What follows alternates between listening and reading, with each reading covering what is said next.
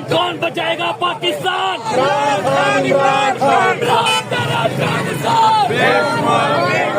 जान निसार खान तेरे जान निसार खान तेरे जान निसार बॉर्डर हुकूमत खान तेरे जान निसार खान तेरे जान निसार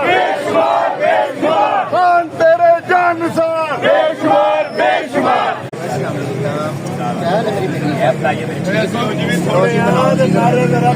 तगड़े रहो पता लगे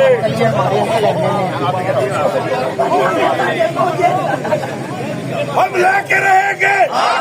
तेरा बाप भी देगा हम लेके रहेंगे तेरा बाप भी देगा खान तेरे जान निसार खान तेरे जान निसार हम लेके रहेंगे तेरा बाप भी देगा वो थोड़ा लेट हो गया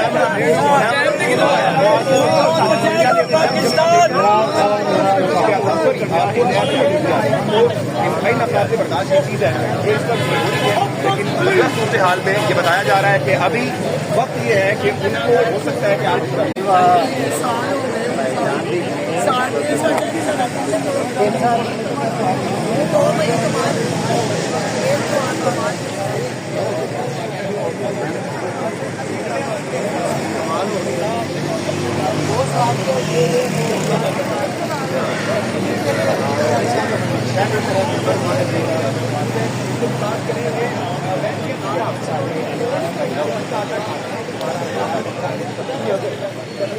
अस्सलाम वालेकुम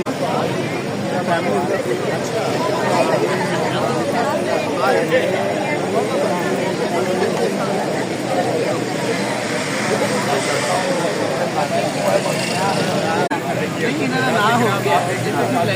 फिर बात वेले है ना वापस 1 मिनट बाद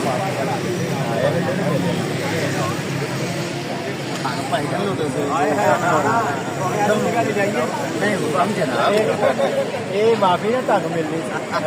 ਉਹ ਤੇ ਮੁੰਡੇ ਤੋਂ ਕਾਬੂ ਆ ਗਏ ਨਹੀਂ ਤਾਂ ਤੁਹਾਡੇ ਕੋਲ ਆ ਰਹੇ ਉਹ ਤੇ ਭਾਈਆਂ ਨੇ ਕਿਹਾ ਜਾ ਕੇ ਕੰਮ ਦੇ ਰਹਿਣਾ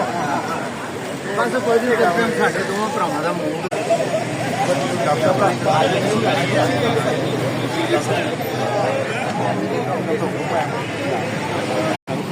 दिलदार जी दिलदार जी दिलदार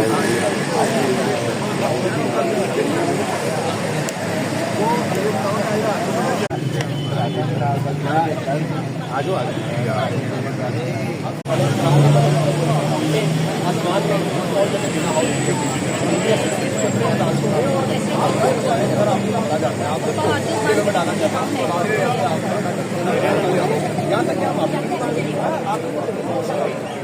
कलमा हाथ के ऊपर खड़े और एक ईमानदार लीडर के साथ कोई पशेमानी नहीं है, कोई शर्मिंदगी नहीं है। रिहा करो इमरान को रिहा करो रिहा करो इमरान को रिहा करो।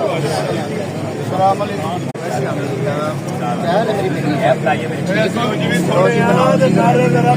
तगड़े रहो पता लगे